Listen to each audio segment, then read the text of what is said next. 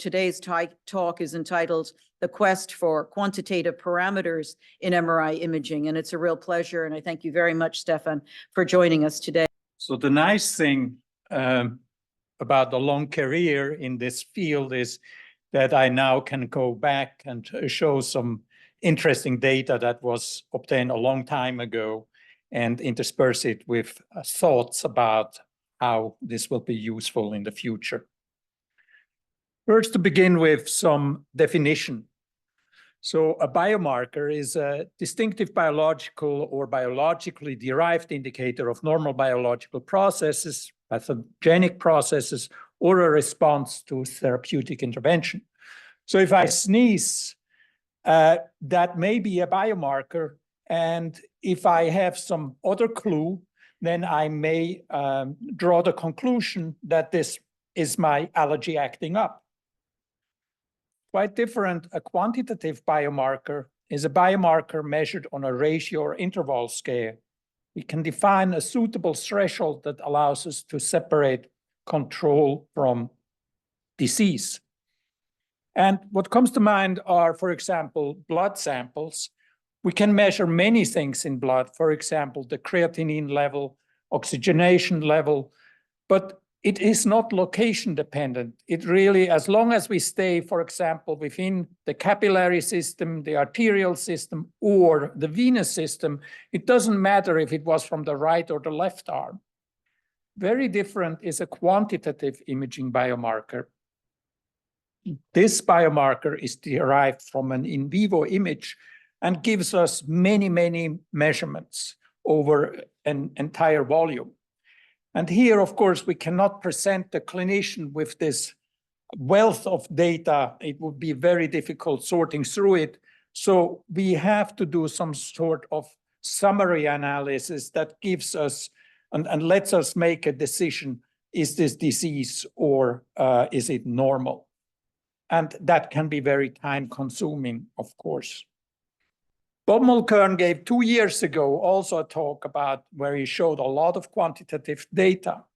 And he kind of said that in the clinic, he has not found any use, and he considers it rather a red herring. I really hope that it is more like a shark, that it allows us to separate disease from the normal. We have different scales in MRI. We actually have a lot of scales, much more than in CT. And I'm showing a few of them, not all of them, but just to show what's available. Of course, we can measure distance, area, volume of something that we see on these images. We can measure relaxation times. We can look at proton density. We can get the chemical shift, which tells us something about the chemical composition of tissues. We can study magnetization transfer, which gives us information about the binding state of water when it binds to protein or it's freely diffusing in a pool. We can measure velocity or motion in general. We can measure perfusion with different methods that tells us how good the blood is getting through the tissue. And we can measure diffusion, which has most entered kind of as the last contrast 2.5 decades ago in the clinical use. All of these measurements have their problems. One very important problem is the spatial non-uniformity of our measurement. We may have non-specific encoding. We want to measure something, but we measure actually two things. And the question is, how do we separate them? We can have partial volume effects. Our pixels are not small enough, so we get confounders from different tissues. And we can have inadequate modeling because each pixel contains multiple compartments, and we need to account for that. And the analysis can be very cumbersome because we have long computation times. And then putting together all this in a report that's suitable for clinical use can be very time consuming.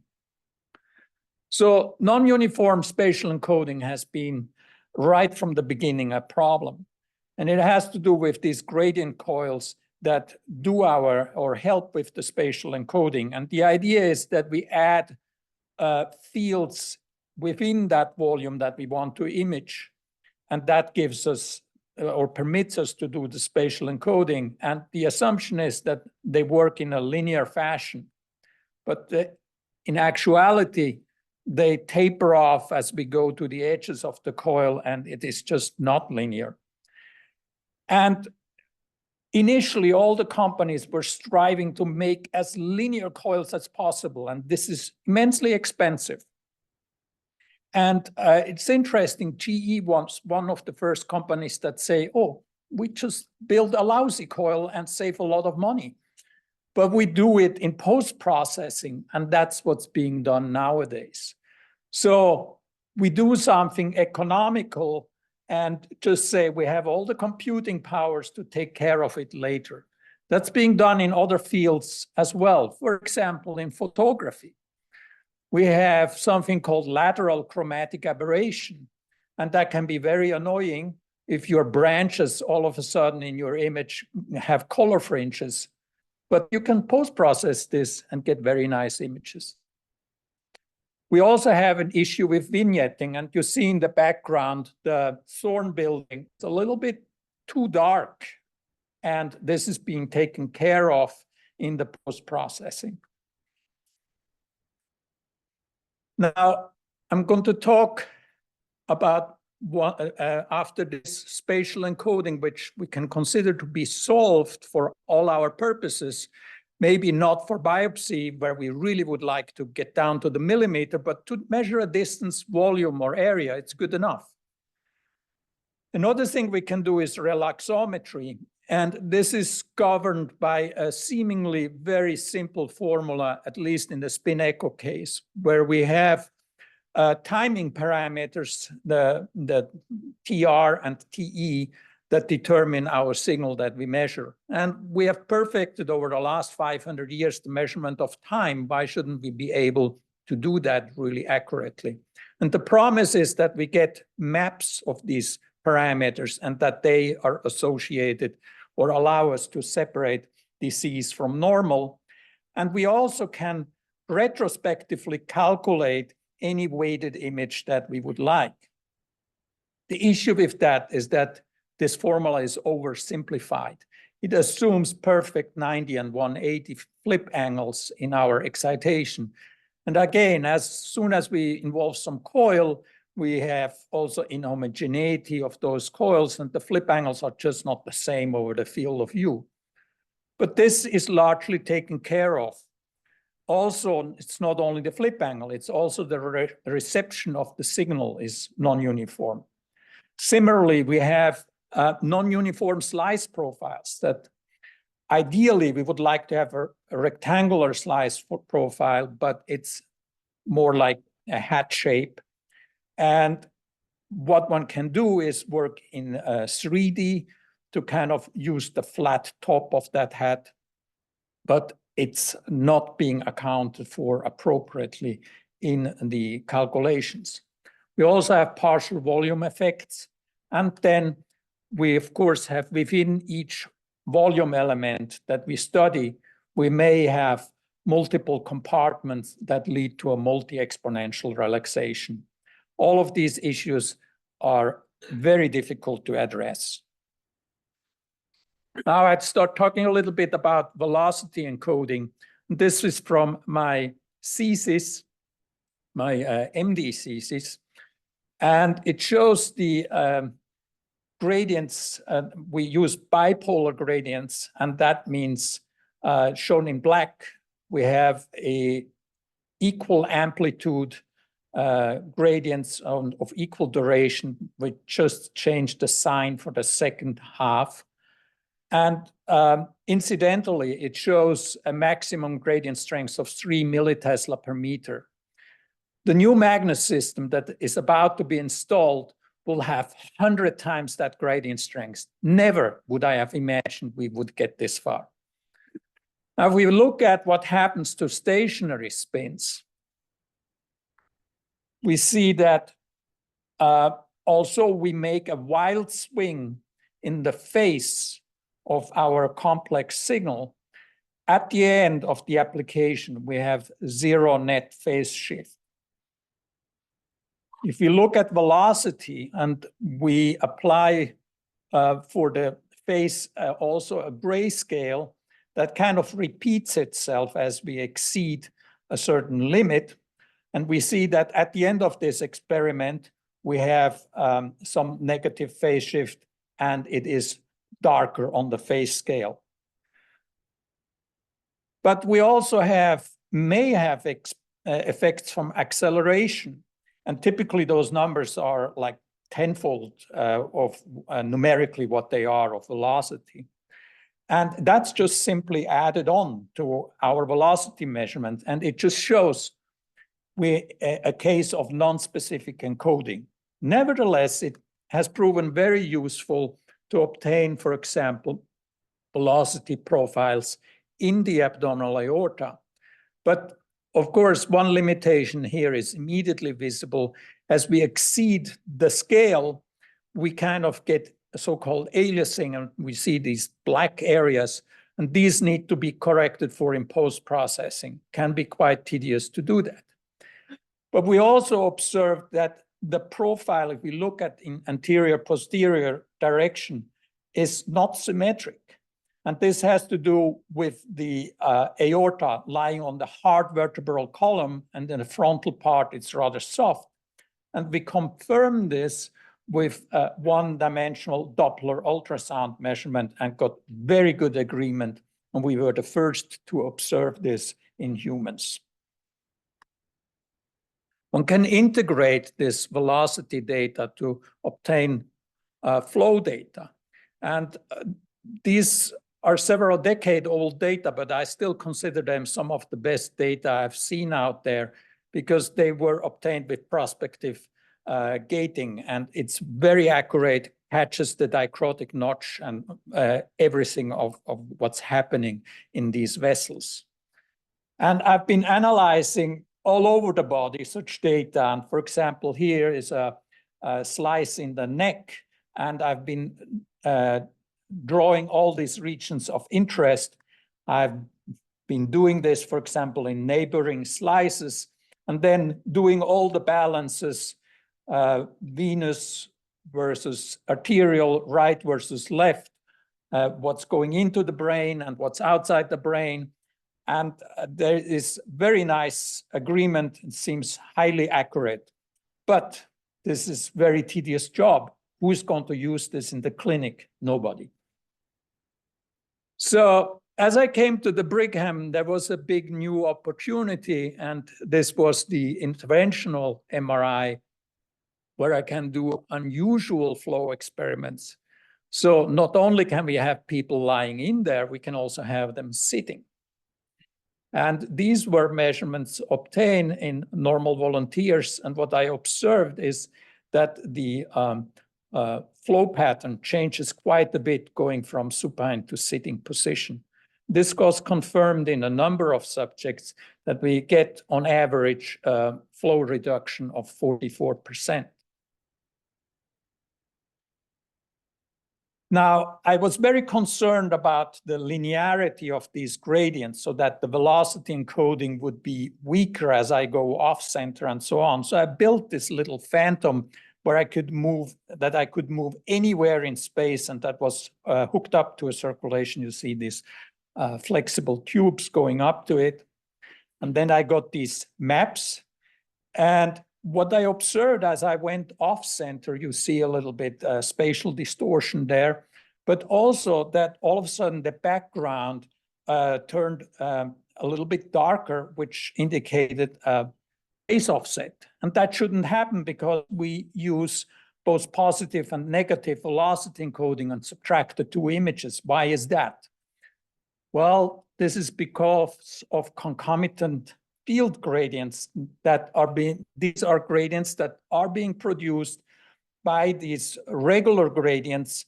They are not parallel to the field, but nevertheless, they interfere with the velocity encoding and they are always positive or always negative, whichever way you're not getting rid of them. And once I took off these errors, then I see the corrected velocity, and it indeed shows that the velocity encoding is non-uniform across the field of view. And later on, all manufacturers started to provide software that would correct for these concomitant field gradient errors. Now, the next contrast we'll talk about is diffusion MRI. And here we apply again bipolar gradients, but we have to do this on both sides of a 180-degree pulse. And that is just because of the concomitant field gradients, because now we go so strong with our gradients, and they would interfere with our measurement otherwise. And what we observe then is that these phase arrows, they fan up, they disperse. And if we sum them up, we get a slight signal loss. And if we go higher with our gradient, that signal loss and the dispersion increase further and further until we reach kind of the noise level. Now, if we define a suitable encoding level, and that is the B factor, then we can make quantitative measurements of diffusion. You notice this is one of the few formulas I show. There are the timing parameters, little delta and big delta of our gradients. And then we have the gradient strength, capital G, that goes with the square. And if we do measurements with this p-value and we plot up our data on a log scale, we get a very straight line. And that is, of course, for a neat substance, it's just water. And the slope of that decay will give us the diffusion constant. And it's a very nice measure to obtain such data accurately. Now, it becomes much more complicated if we go to tissue. And here is a histology example of normal prostate. Here we have blood vessels, for example. They produce a diffusion signal decay. Their relative signal is small because there are not that many blood vessels in that tissue. And the decay is extremely fast. So we got a very high slope. Then we have the lacunar space and glandular tissue, much bigger fraction and somewhat slower decay. And then we have stromal tissue, support tissue, and the nuclei, and that is even slower diffusion signal decay. But added together, even though we have a log scale with 3 straight lines, added together, it's not a straight line any longer. So we get this combination signal. Now, Sandy Wells has developed a method to decompose that signal back to its original components. And we predefine diffusivity levels that we would like to analyze, and then we get the relative fractions. Now, if we look at individual cases of that, there are big variations in these estimates of what these diffusivities could be. But we have added a lot of cases. And then, for example, we see here the normal peripheral zone, and we see the tumor peripheral zone from 26 cases, and we see an interesting agreement with corresponding histologies. For example, we see here with a very high diffusion coefficient, we see the blood perfusion. It's not very different from when we compare tumor to normal. We then see the lacunar and glandular diffusion. The lacunar here is severely reduced in tumor. Here, somewhat slower diffusion with the glandular component. And finally, we see the stromal component that in the tumor gets replaced with very dense tissues, and of course, then has a much bigger relative fraction. So this gives us really very detailed information about what's going on in the tissue. The question is this practical to obtain such data in all patients? And I don't think so, because we read exceedingly good signal-to-noise ratio of the data, and the post-processing is computationally very intense. Now, what has been used in the clinic extensively is the so-called apparent diffusion coefficient. And that's just a mono-exponential analysis applied to the tissue signal decays, and knowingly that this is not perfect, but nevertheless, it allows us to differentiate a lot of different normal tissues in brain and also pathologic changes and tumors. Now, why is there a severe limitation with the ADC? It has to do with that the ADC depends on the point of view how it's obtained. So if we measure it with a maximum B value of 500, that gives us a totally different result as that measured at B 1500. And this has to some extent been driven by publications where people wrote, oh, below a B value of 1000, the diffusion in tissues can be considered mono-exponential. And then the conclusion was, well, it doesn't matter what B value we use, it's always mono-exponential, but that's not true. Even then, we will see the effect of multi-exponential decay and tremendous variation of the measured ADC. And we have obtained very detailed data of such diffusion or tissue signal decays. And this has allowed us to simulate what happens with these experiments if we change the maximum B value and venture further and further out. It also allows us to investigate what happens if we measured it at 2 points, a low B and a high B, at 3 points or 21 points. And all these approaches give different results. So it's very disconcerting that there are a lot of groups have been publishing data with their favorite protocol, and they are all not comparable. So one way out of this could be, for example, an ADC ratio between tumor to normal. And we see that with our simulation data over a limited range, for example, from 700 to 1400, this can give us fairly consistent results. And this is an agreement with, if, for example, we look at images here on the top one obtained at 1000 maximum B and on the bottom at 1500. If we just simply rescale it, the contrast is so similar, it becomes indistinguishable from the one obtained at the lower maximum B value. But there are more confounders.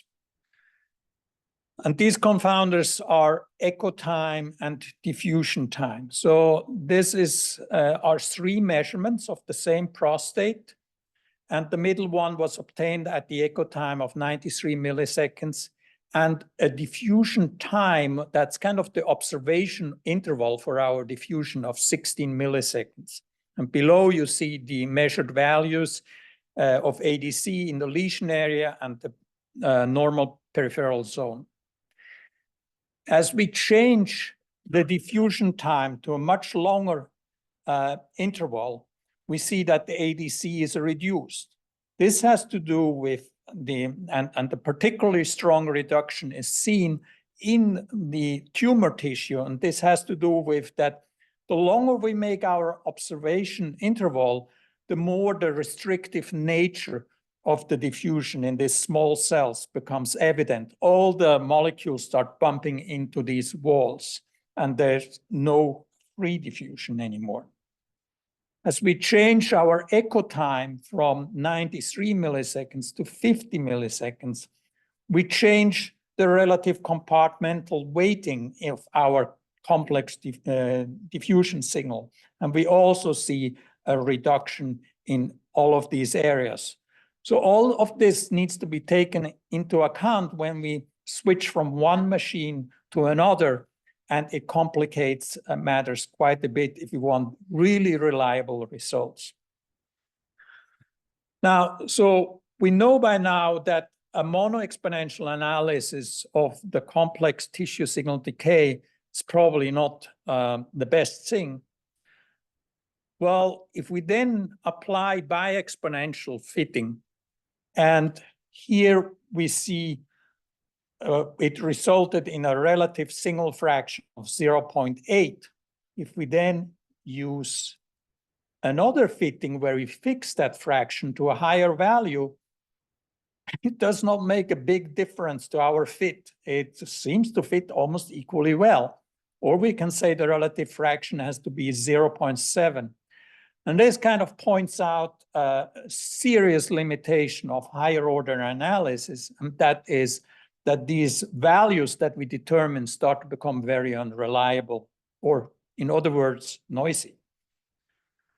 There are other models that we can use. For example, one model that has been very favored is kurtosis, and it also fits this signal decay fairly well.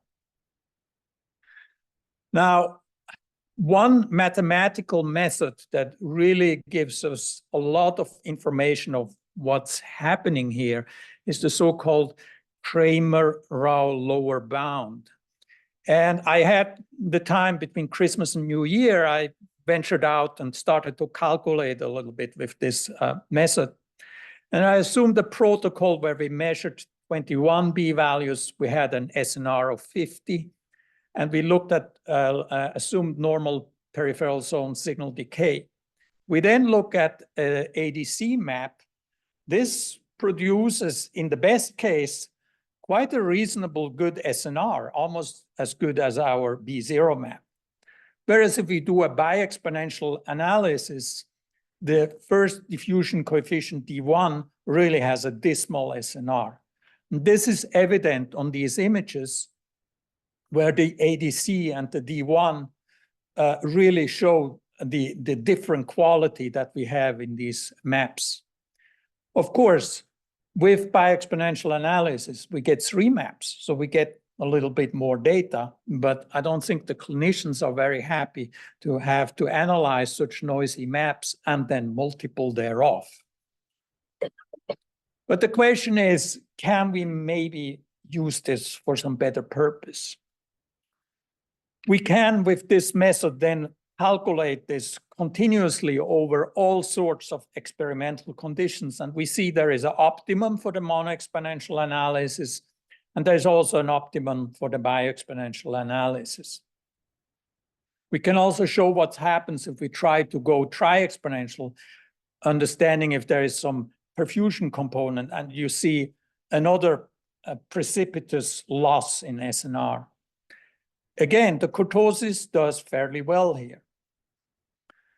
Now, people have been pondering over this, what to do with this poor SNR of this higher order analysis. And one way to go is to say, well, I know what the internal diffusion coefficient is because it's the intracellular diffusion coefficient, at least I assume it is, and I fix it to a value. And then we raise our signal to noise ratio of our measurements considerably, and you see that the fraction gets almost as good as our initial ADC measurement.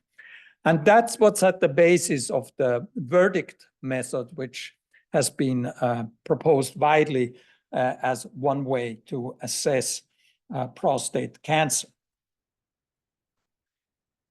One way we came up with is something called truly reproducible or uniform estimation of ADC.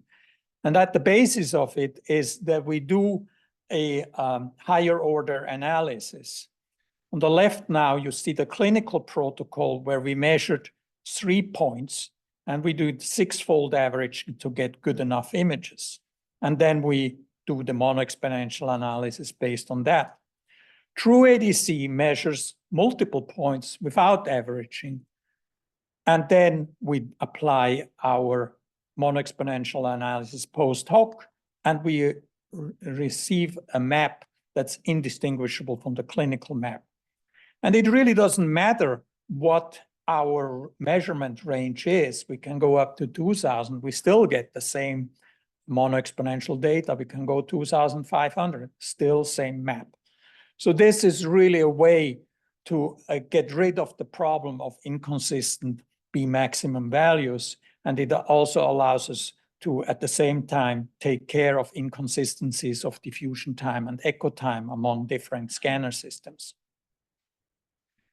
Now, of course, if you look at the clinical diffusion weighted image, which is being used to find the tumor, if we use our data that was obtained without averaging, we can't compete with that.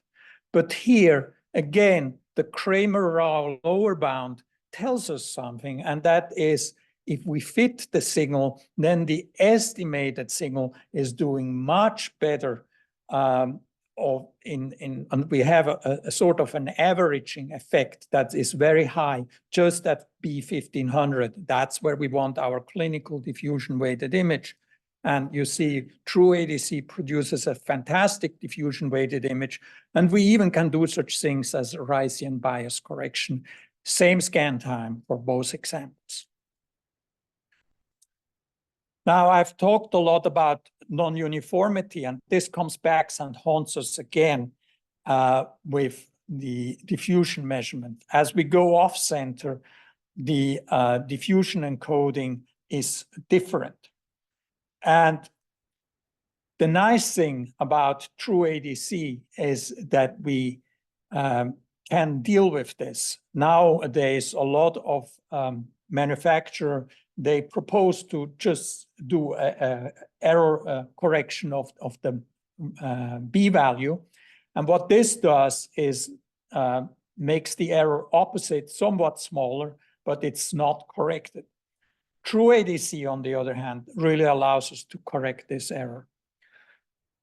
So this affects more off-center measurements, and Claire's research is big in the prostate, and of course, we're not affected there because we usually manage to place it quite well into the isocenter.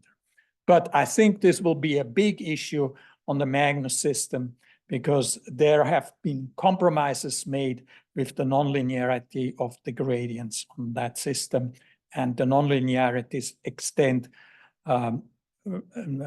over a much smaller range than on a whole body scanner. Now, I've talked about the need to improve the processing time, and we have tried to analyze such signal decays or the TrueADC not on the image level as such. So we don't do the processing of each image, but we rather look at the decay of these 21 points and build up a neural network to estimate these coefficients.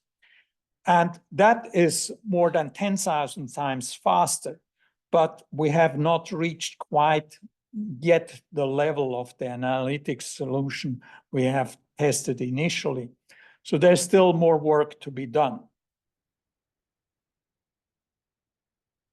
I also pointed out that we kind of need to put together a summary analysis of our data to make it clinically viable. This means a lot of ROI definition.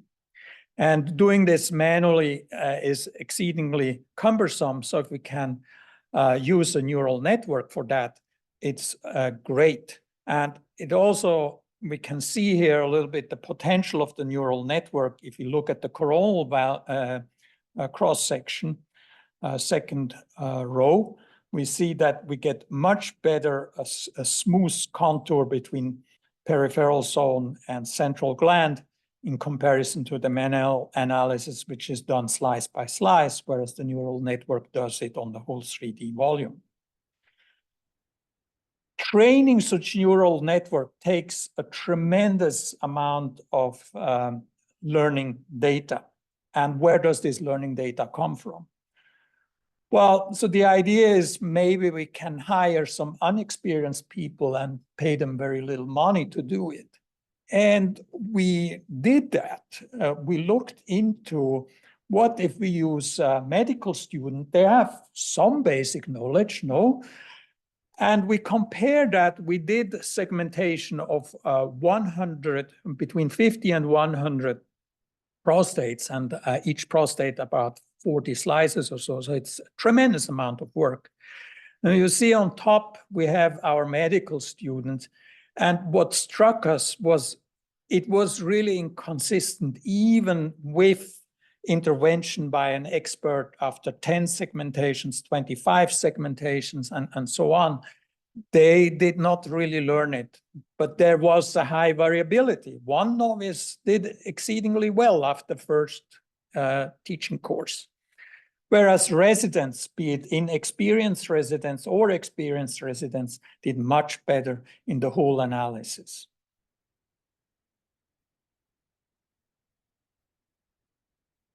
So in the last part of this talk, I'm going to talk about a problem that we have very often, that we encode for two things. And the question is, if we could get rid of the encoding of one thing, can we do a better measurement of the other thing that we want to measure? And what I'm referring to is when we do diffusion encoding, of course, we are also motion sensitive.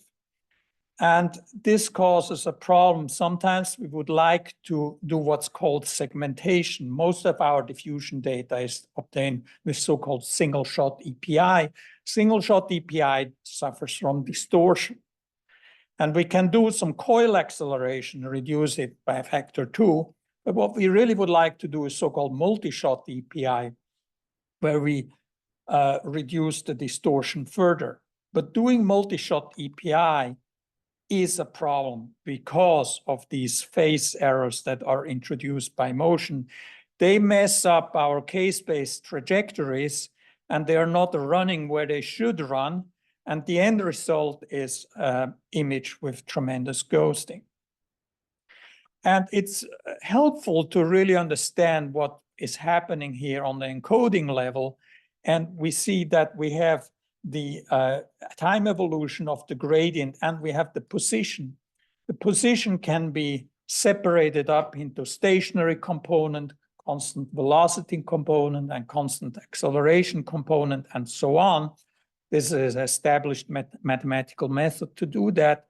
And we can then say that the gradient produces so-called moments. For the stationary, it's the m0 moment, constant velocity m1, constant acceleration m2, and so on. So the question is, if we could eliminate this m1 and m2 moment, then we would also not have phase contribution from those. And so the standard bipolar encoding, of course, is not m1 and m2 compensated. It's only m0 compensated, and we need that to have some signal at all.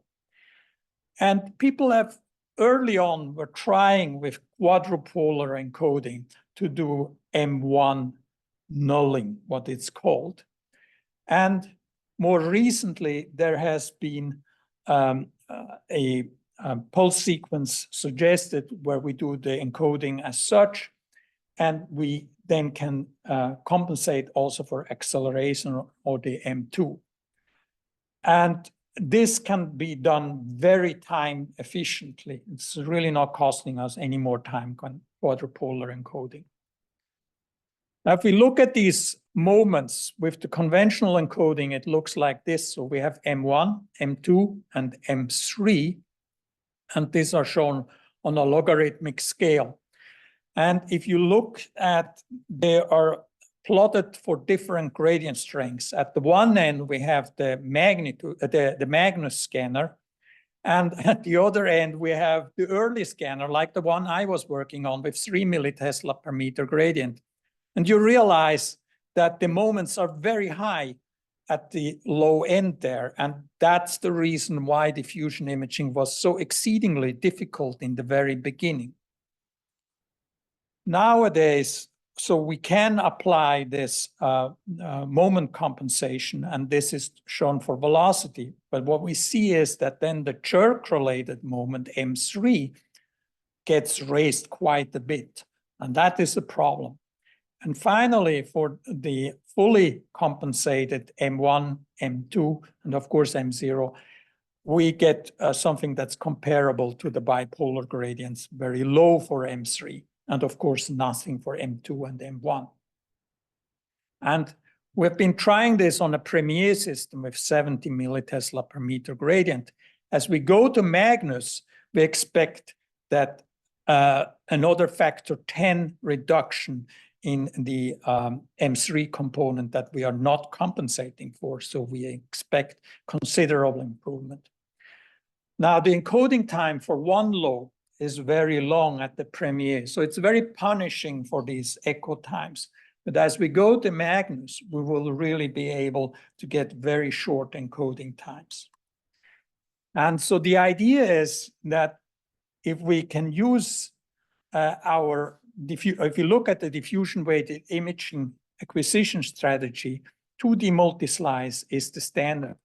People are trying 3D multislab for higher resolution and higher SNR, but really the highest resolution and highest SNR is with fully 3D imaging single slab.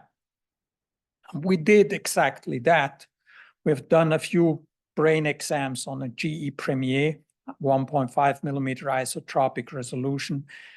And we see, we applied the different gradients. So bipolar encoding, quadrupolar, and uneven quadrupolar. And you see the echo times. Of course, they are a little bit long for our Premier system. And hopefully for the Magnus system, you won't see much big difference. And it's interesting. So with no compensation, we get quite a bit of artifact on these images. Whereas with M0 and M1, we get some reduction, and we get almost good images if we do all 3 moments with compensation. So I have been talking about spatial non-uniformity, non-specific encoding, partial volume effects, inequate modeling, long computation time, time-consuming reporting. And this comes obviously back for each quantitative factor or parameter we would like to look at in different flavors.